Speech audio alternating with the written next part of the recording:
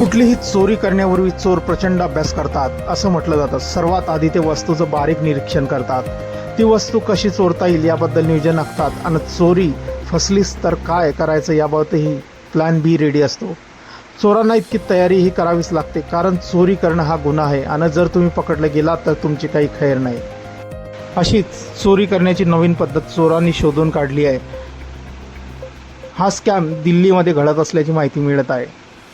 50-100 रुपयांची लालच देऊन लोकांचा हजारोचा सामान चोर लंपास करत आहेत। ही ट्रिक या व्हिडिओमध्ये उघड करण्यात आली आहे। चला तर मग पाहूया या व्हिडिओला।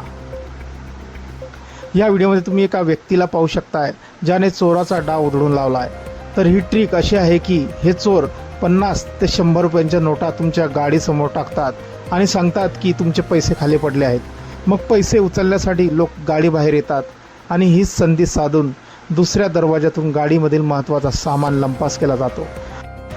तुम्ही 100 रुपये गोळा करण्यात व्यस्त असता आणि दुसरीकडे तुमचं हजारोचं नुकसान होतं। ही ट्रिक या व्हिडिओमधील व्यक्तीच्या लक्षात आली। त्याने मिररमध्ये एका व्यक्तीला पाहिलं जो बराच वेळ गाडीवर लक्ष ठेवून होता। बहुधा त्यानेच काही पैसे रस्त्यावर फेकले असावेत। गंमत म्हणजे व्हिडिओमध्ये तुम्ही पाहू शकताय की कॅमेऱ्यात आपण रेकॉर्ड होत असल्याचं लक्षात येताच तो संशयित व्यक्ती तिथून पळून गेला आहे।